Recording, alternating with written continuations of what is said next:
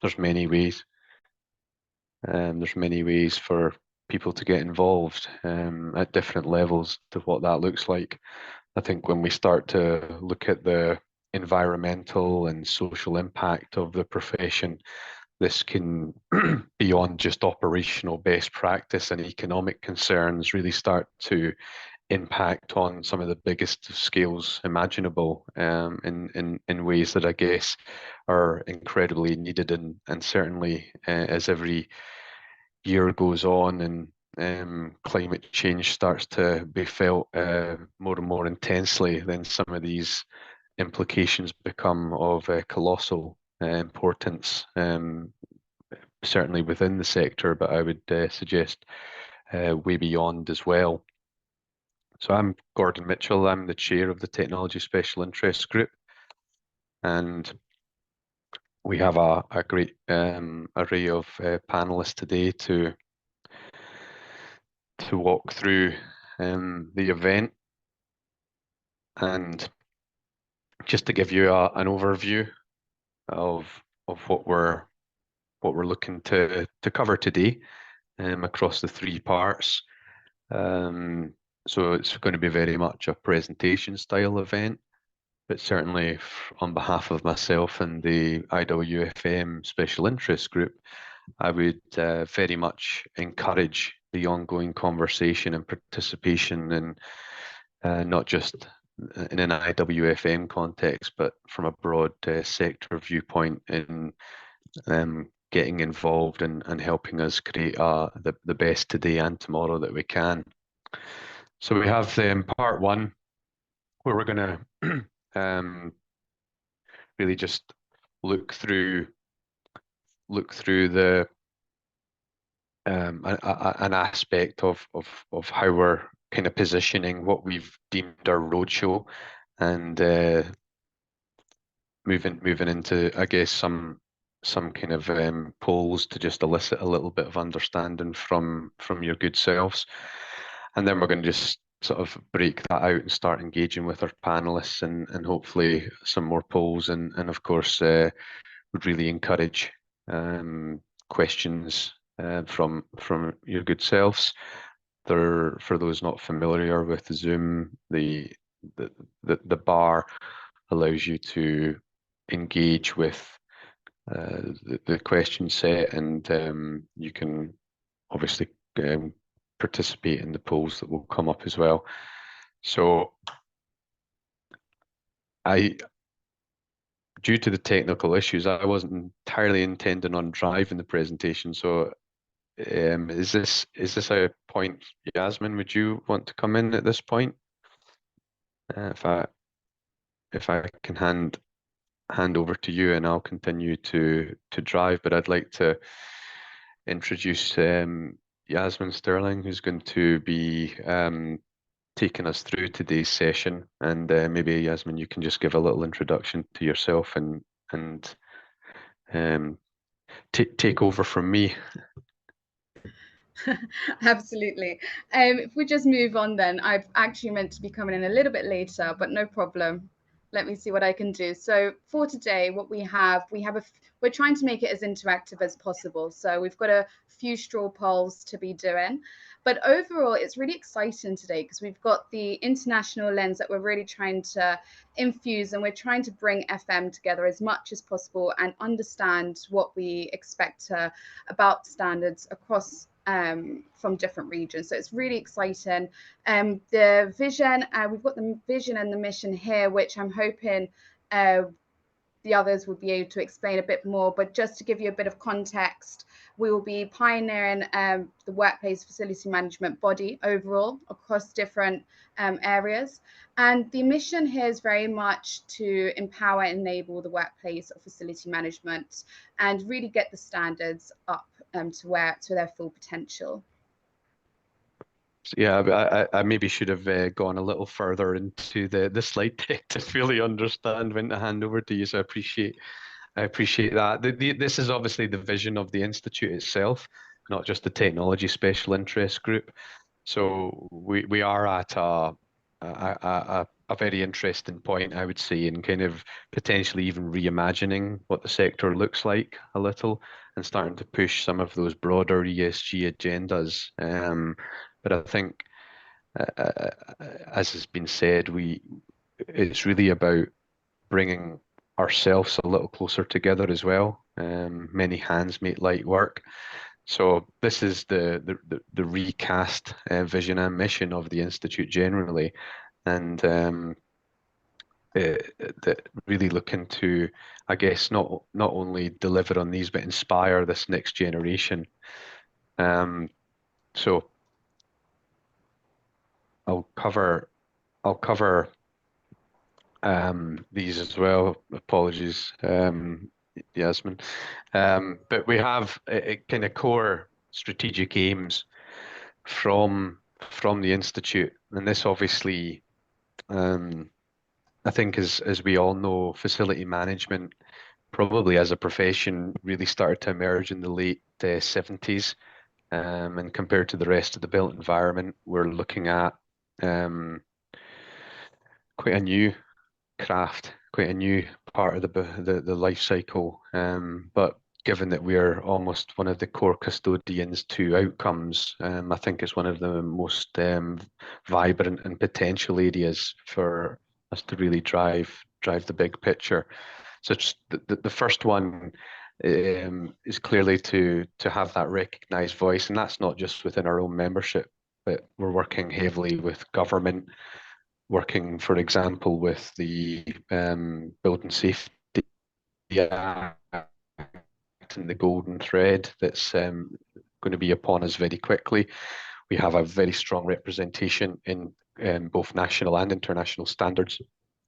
The second one is more, I guess, when we go into the earlier parts of people's career, then sometimes FM's not always the understood avenue of choice. And that's maybe to do with a number of things. But when you actually start to be able to qualify what we actually deliver upon, I think it's an incredibly exciting profession and opportunity. So that's one of the other aspects that the Institute are aiming to really qualify what the profession can be, and therefore why you would want to be involved. The third one here is much more about this, environment of ourselves. No one knows everything. So together we can hopefully help progress not just our own selves, but the profession generally. And again, from the Institute's perspective here, is when people think I want to further myself, take my career forward, take my organization or operation forward in a facility management context, then the IWFM brand and capabilities come to mind to take those efforts forward. So now, Yasmin, this looks very much more like the right point in time. So I will now introduce properly Yasmin, and hand over to you to take us forward. Thank you. Thank you so much. Yes, my name's Yasmin Garcia Sterling. I'm actually a PhD student and a lecturer at the University College London. I will be finishing my PhD in wayfinding and digitalization in complex buildings towards, let's hope, the beginning of next year. And one of the exciting things is that I actually never came from FM. I actually started with biochemistry, and my love for people and space emerged, and the ecology still stands today within the industry and within FM. So I'm really excited to be here.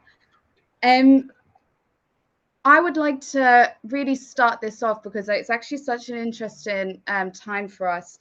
If we could, I'm so sorry, if we could just move on. Thank you. So I did just want to give you a heads up. It is going to be as interactive as possible. We definitely want to, engage discussion, and we want to understand exactly what everyone's knowledge is of FM digital standards. By all means, it could be absolute no knowledge, all the way up to experts. And that's what we're hoping to have, a whole variety. And we're hoping to, like myself, learn from our special panelists today, which we've claimed to be a virtual sofa. So we've got some really exciting people across the different countries at the moment, and I'd love to get right in and introduce you to them. So we've actually been speaking with Gordon.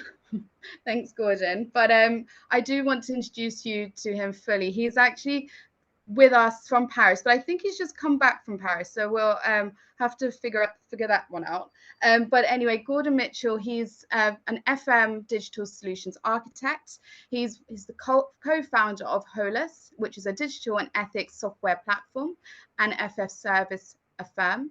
He's had heavily involvement with international movement, which is fantastic, towards sustainability and digital intelligence of the whole life assets, buildings and cities, and pioneering the environmental and social responsibility of places and spaces. So Gordon, do you want to tell us about the conference that you came from in Paris? Thanks, Yasmin. This was the point I was expecting to come in, everyone. So hopefully my impromptu intro hasn't disrupted the flow too much.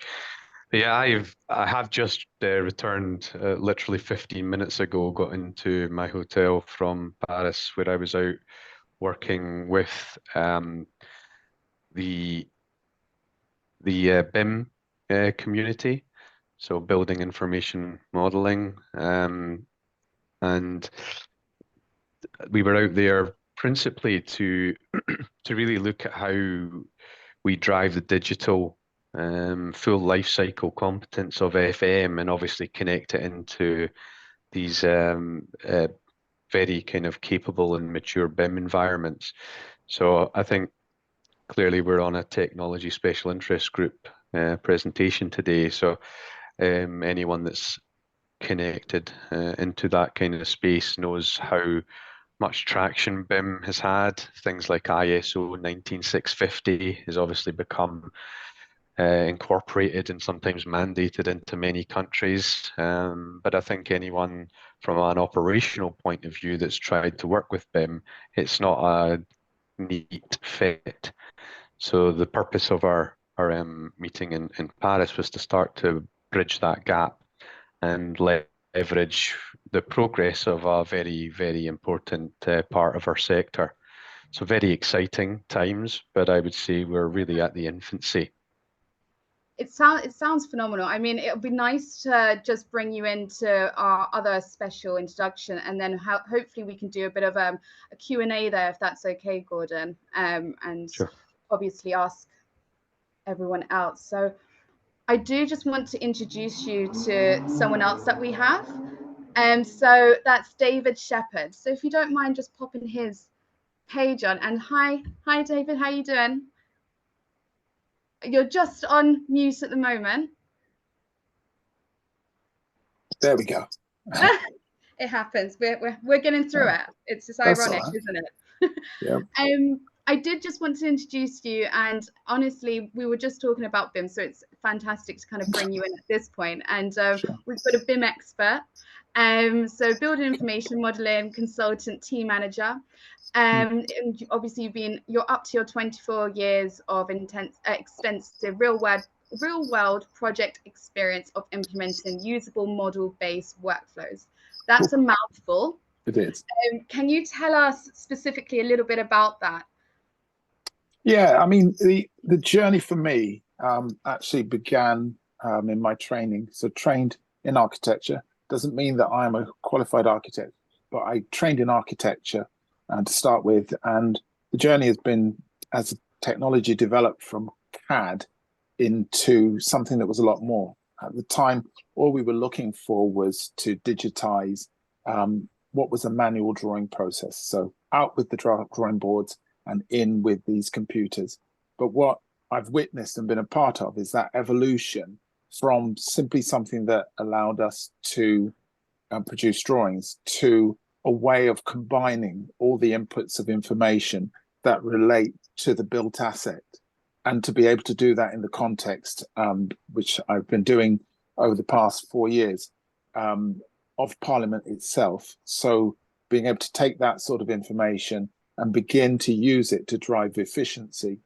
Maybe just as a quick piece of that, my focus right now is on the digital construction tools. Restoration Renewal is a major, it's probably the largest heritage project in the world.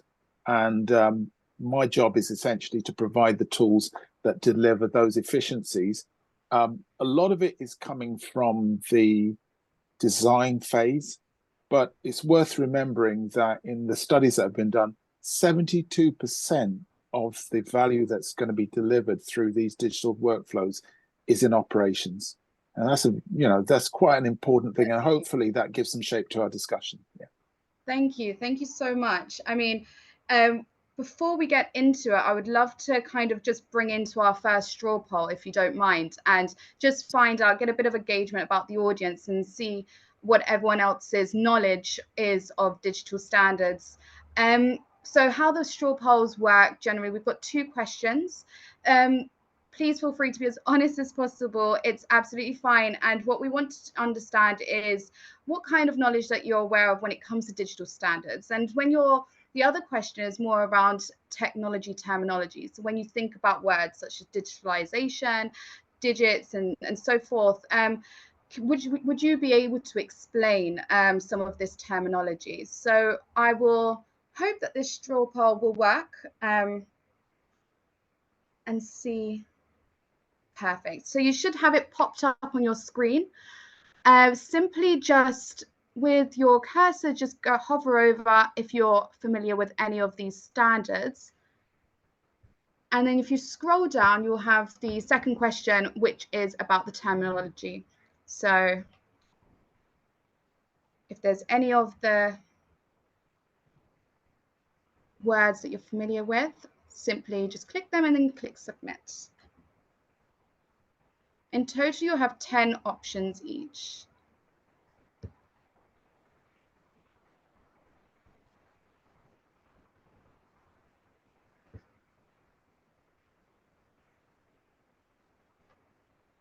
So there's just 2 questions. I'm not sure if I can see how many people have answered. So I'm just gonna.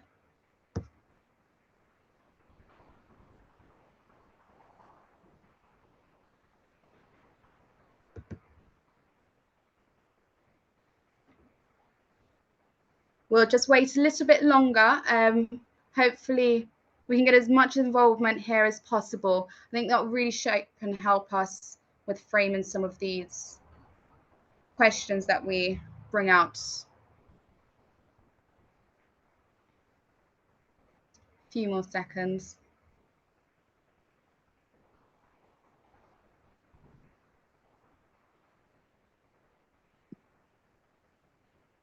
Oh, I'm just getting some notes in to say that it's rising. So that's a good thing. Could do a little bit more and then I think we should move on. We do have another opportunity for a straw poll anyway, so perhaps you might not be able to, but if you can, it would be fantastic. A few more seconds. So hopefully on your screen, you'll be able to see what we've got. So we've got a few of these standards here that right. So it does seem like the ISO 41015 looks like it's informative standards. Fantastic. I'd like to call back in our special virtual couch individuals, and I'd like to find out a little bit about if you use any of these standards, if some of them are a bit more heightened in your side of work, particularly around, I guess, in London. Perhaps, David, you could touch on that. Yeah, I mean, kick off. Obviously, the ones which are most familiar in terms of what we're doing tends to be 19650 in terms of an ISO standard. I was curious that a bit further down, ISO 38500 was so poorly represented in the poll. And I think what's an interesting distinction, and I'm happy to pass on to Gordon to have his comment on that, is that distinction between informative and prescriptive standards that a lot of people clearly understand, informative standards, but then the contrast of prescriptive standards and how those two approaches work is something that's quite important and probably is something to tease out. And I was curious that only 27% of people could see that distinction between prescriptive and informative. So yeah, that's my initial observation. Gordon, do you have anything to add on that? Yeah, I mean, it's quite an interesting result, if I'm honest. Even, I mean, if ISO 19650 was called BIM, I imagine it would be far higher, which is in essence the series of 19650 is it comes out of the BIM community. So I am again, that might be about the terminology or the label.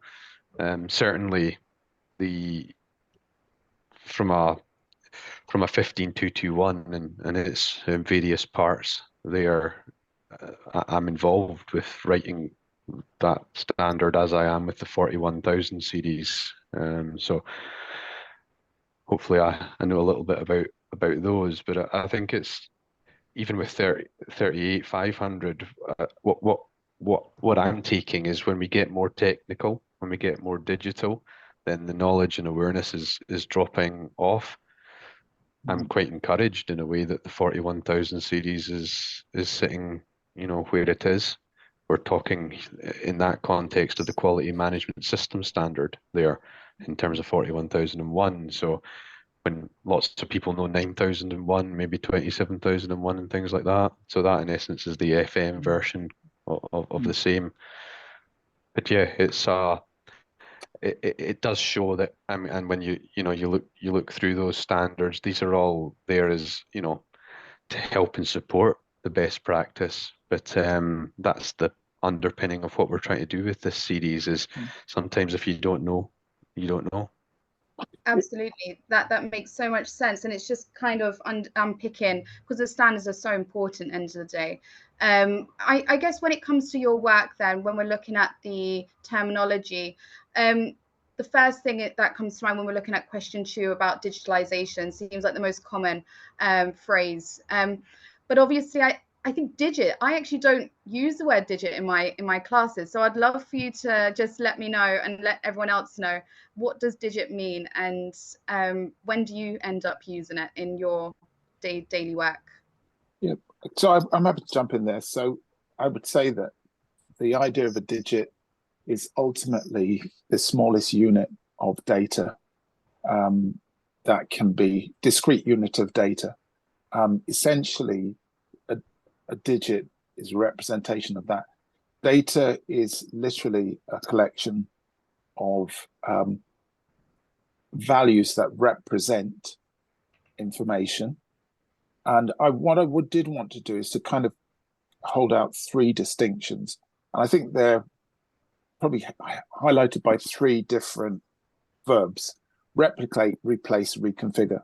So when you're digitizing, you're actually trying to replicate a manual process. It might be capturing data, it might be a form, and you can digitize those quite easily. They're digital tools, you generate a form, and the focus is efficiency. If you then go on to digitalization, what you're doing is actually replacing, and that's normally a platform, a value proposition. So we're talking about the kinds of things that Uber, Airbnb, Amazon do. They are actually creating a completely new value chain. And then one that isn't mentioned there is digital transformation.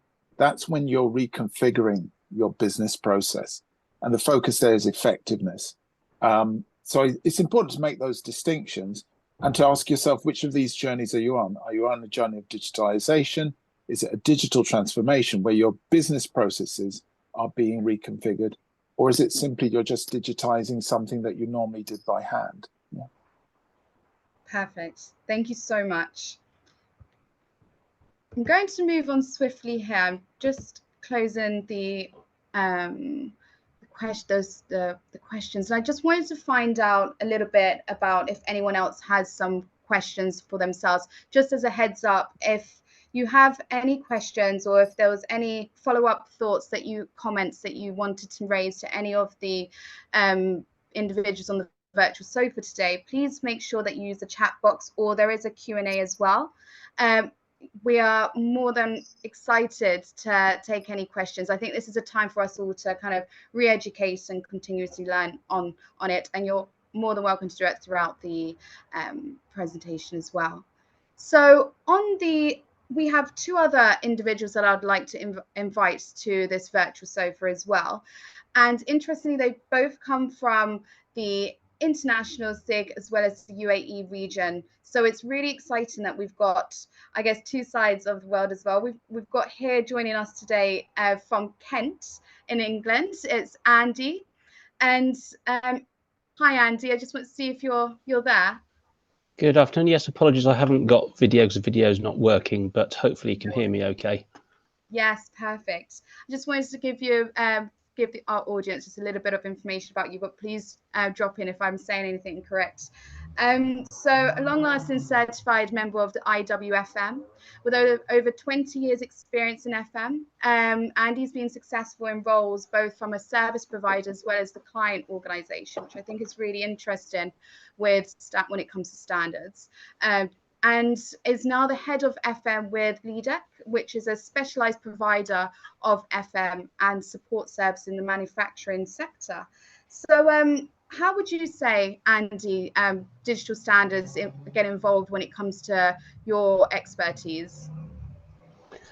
It's interesting seeing the different levels of application integration of digital standards in different geographies and also in different industries. So even within the UK, some of the digital standards have got relatively low level of penetration, I think. So I think some sectors, even of the FM industry, are sort of pioneering digital standards, but I think in other areas we are perhaps lagging behind. And would you say, from your point of view, that the technology standards are becoming highly more important? And also, I want to find out, I don't know if anyone else is interested, but I wanted to find out how and where do you learn about these standards over time? I think technology standards in FM are very much aligned with the FM standards themselves. So the ISO 41000 series itself has a relatively low level of penetration across the FM industry, with a few exceptions. So I think that the adoption and certification of organizations to technology standards is very much part of a overall program of quality certification and improvement. Okay, so any golden piece of advice there for those that are interested in kind of learning a bit more, particularly, I guess, from the London side? I think particularly is to do your research and identify which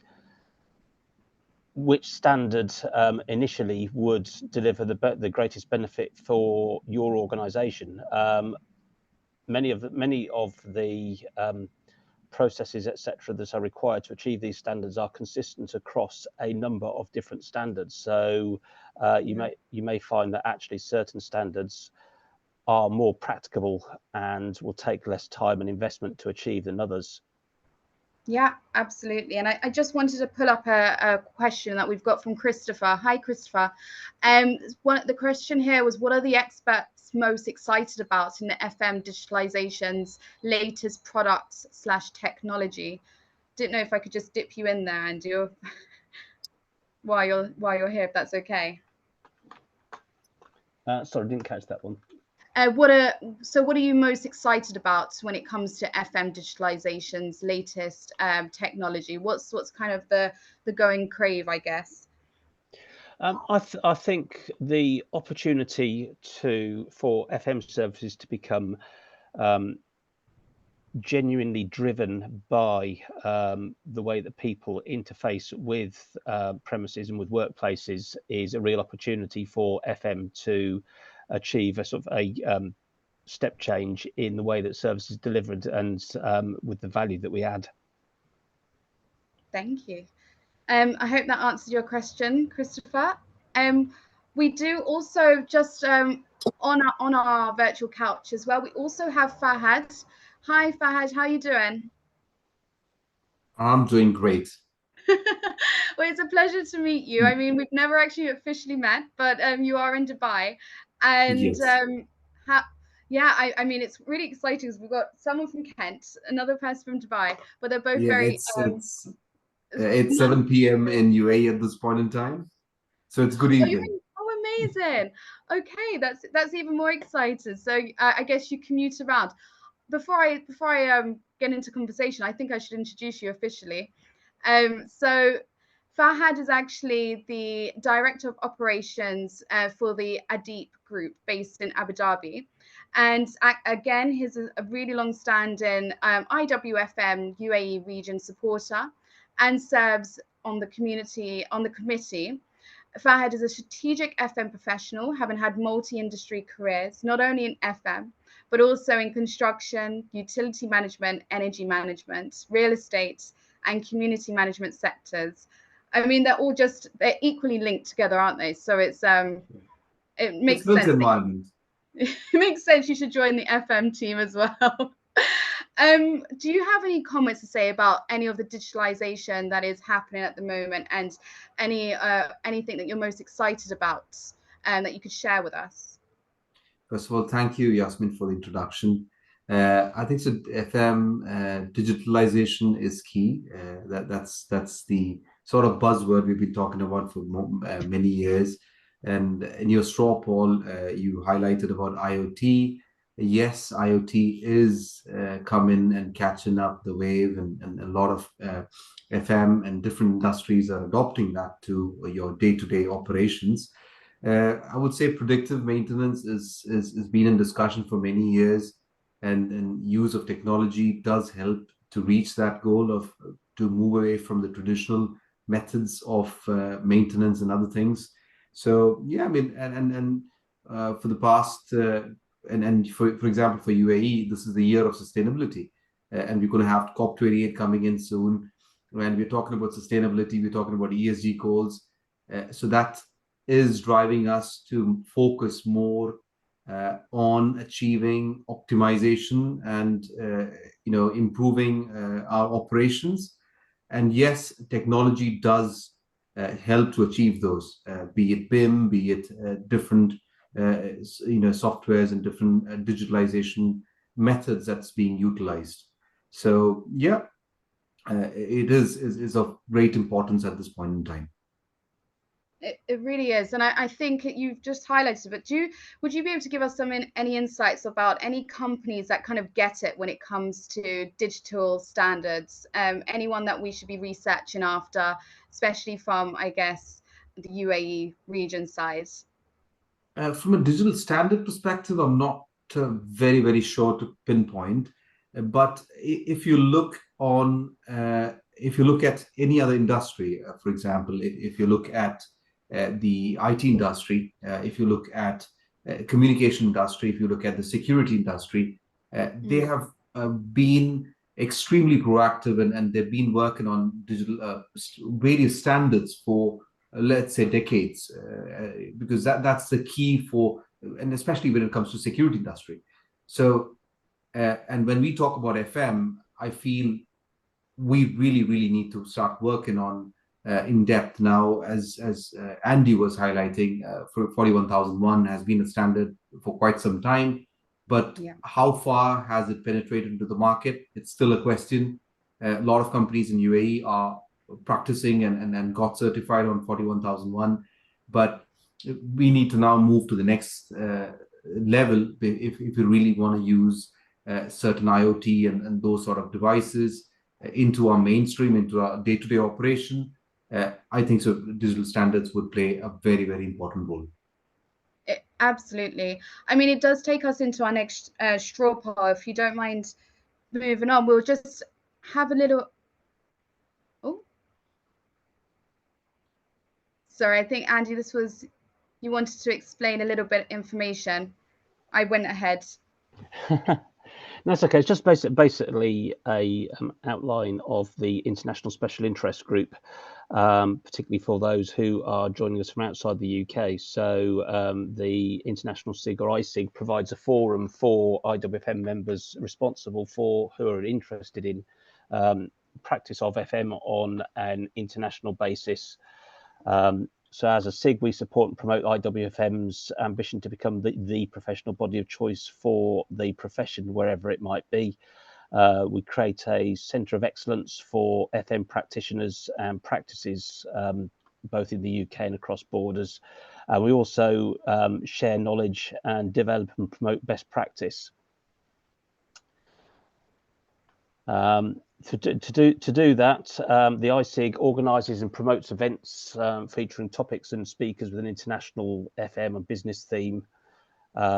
We provide insight and primary research in FM practice, and we also establish links with other bodies. So we interact with Euro FM, Global FM, and others within the industry to provide a real network globally for FM practitioners.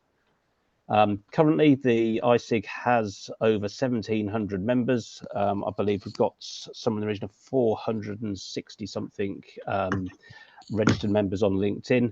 And we have a committee team, currently 12 people, led by myself as chair. We're always open to new members for the SIG and also to volunteers for the committee. Thank you.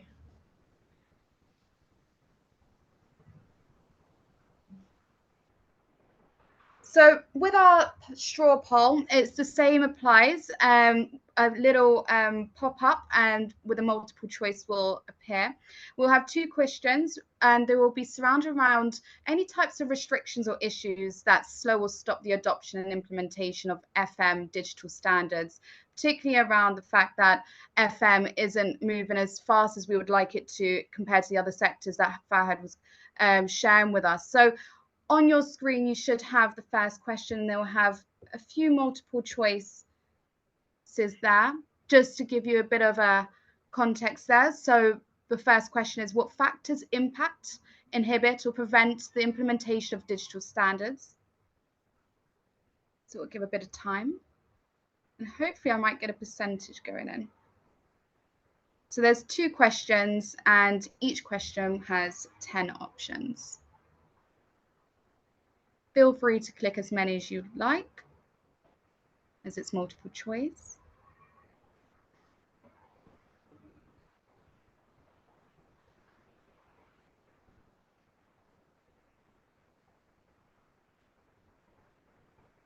So the second question there is global standards that are known by their prefix, which is, see if you know these. I have to be honest, I don't think I know them all. So,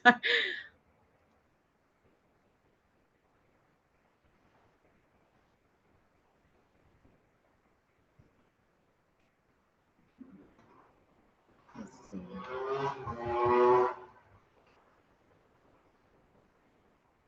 It's fantastic how much standards are amongst us, but I think, especially with the prefixes, I wouldn't be able to explain them in detail.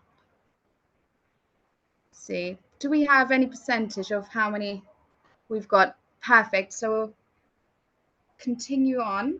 Hopefully we'll be able to see the results on the screen right, well, in the next 5 seconds. Magically appear. So what we can see here, so adoption and implementation, hopefully everyone else can see, but it does seem much more lower than our previous questions. ISO 100%, if you go back, so sorry, if you go on to the second question, global standards, seems like ISO is very much, everyone's familiar, which is true. BS,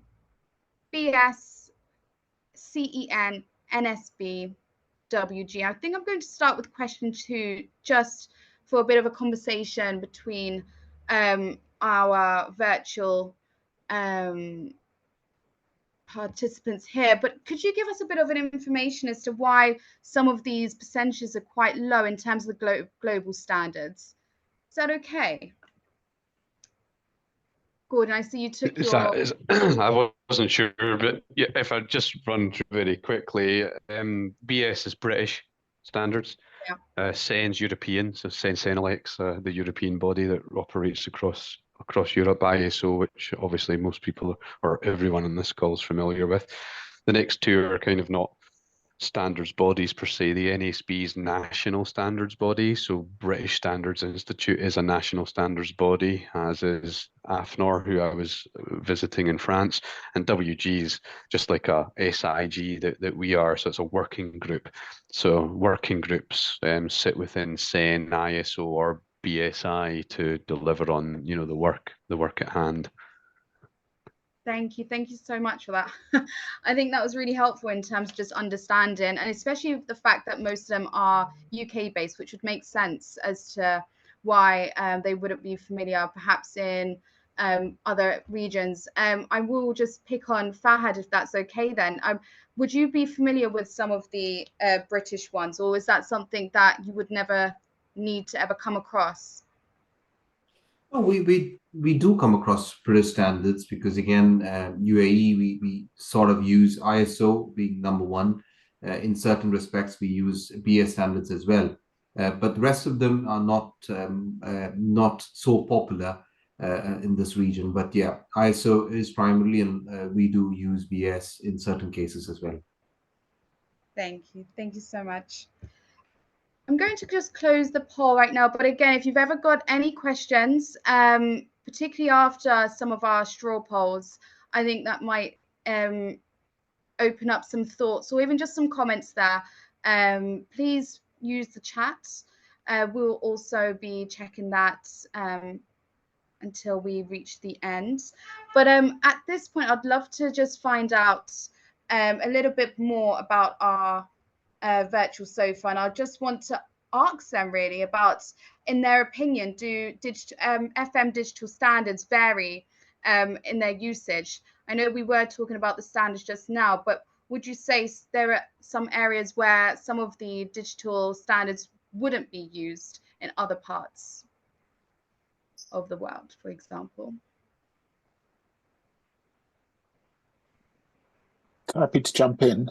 Yeah, please do. Yeah, I think one of the classic examples is space measurement, and Yeah. it's been you know, your portfolio, if you're part of a global organization and you're looking at things like space utilization, you're probably going to not just want to capture that for specific geos, but you're going to try to get a global picture. And of course, in the United States, they've been using standards like BOMA. I don't think that even if they are part of the ISO organization, they will still tend to use their locally developed standards for certain things. So I think there is lots of challenges in terms of trying to get that global picture when you have differing space measurement standards, which obviously then affects space utilization standards as well. If you're measuring spaces differently in different parts of the world, then when you're trying to get that global picture of how your organization is really using its assets, that becomes very difficult. Happy to see if others on the sofa have similar experiences. Yes. Can I just ask if Andy, I think it would be really interesting to hear from yourself if you've got any comments about that. I think David's right about the different standards being adopted in different geographies. I think it's also perhaps true of some of the FM specific standards, particularly where local conditions may impact the adoption. So, for example, whereas technology and digital standards may be adopted a lot more widely in markets such as the UK, which are quite mature and in many cases experiencing difficulty sourcing labour, markets where labour is perhaps cheaper and more widely available, I think there's less immediate pressure to start to adopt standards and technologies. Thank you so much. I think so we've got another poll. So I'm just conscious of time because we've got 7 minutes left. And I'm so sorry about that because that's probably our fault from starting so late. But one of our things is we've got a few up and coming events which we would love to share with you. But just before we get into that, there is another poll just on the screen. Hopefully that's on your screen right now. And if I just let you read through that, but it is all about measuring FM's technology. We want to really find out what kind of level of discussion that we've been able to offer you today, if it's been something that's insightful, or if it was too simple, for example. But also the second question is about any of the up and coming FM technologies. You'll be surprised to know that it was our first today. So it will be a series of many, and we will be having much more of these. So we will be using all this information to improve them and just to understand and engage the audience that we're trying to reach to. And we are open for, all levels. So it's very important that we get this right. So we really do appreciate any response here.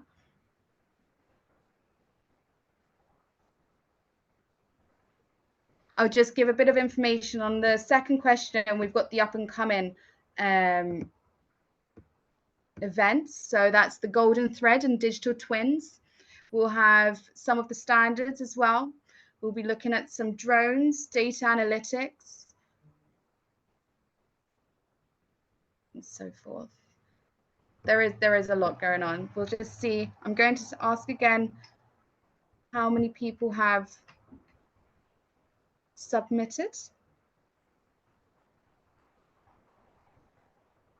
Don't want to rush too quick.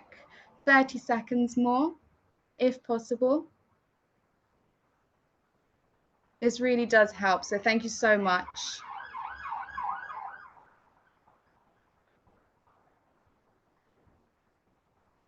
And just in case you can hear my background, I am in the centre of London. So just in case, I can hear ambulance going past me as we speak. Right.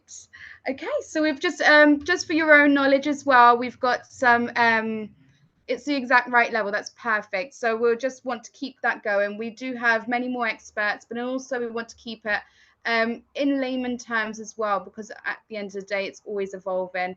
And this is really interesting information just for us to know as well. So thank you so much for that.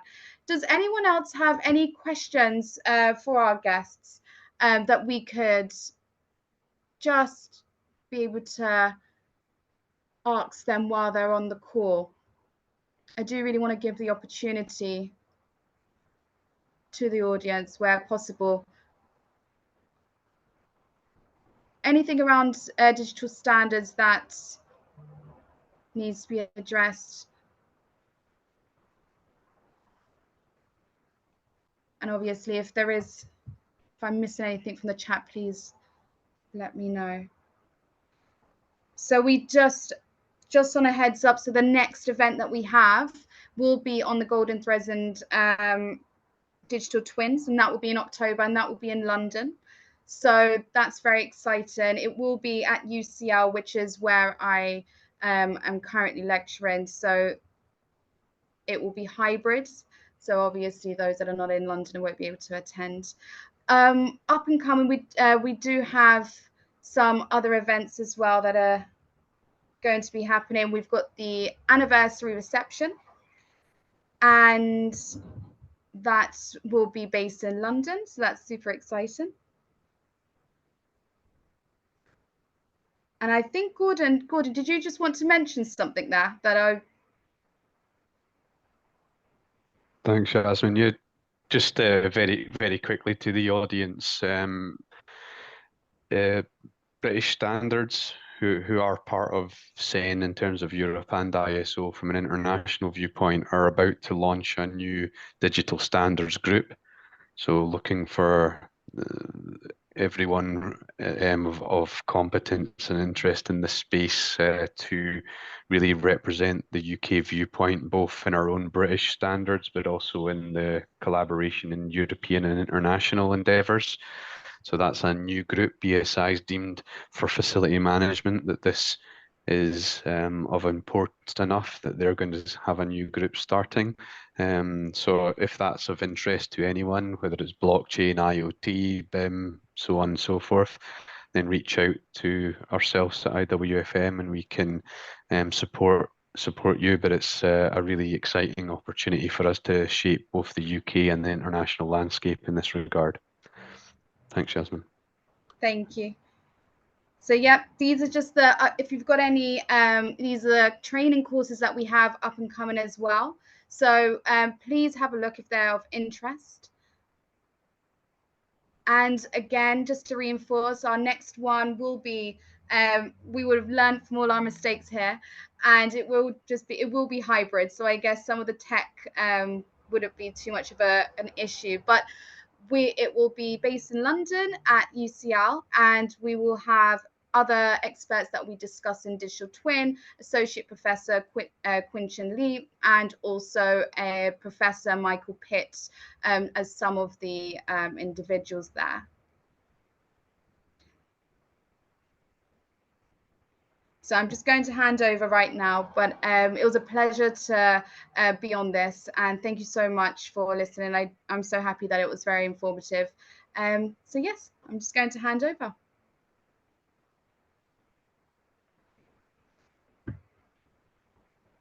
David, I'm wondering if you're there.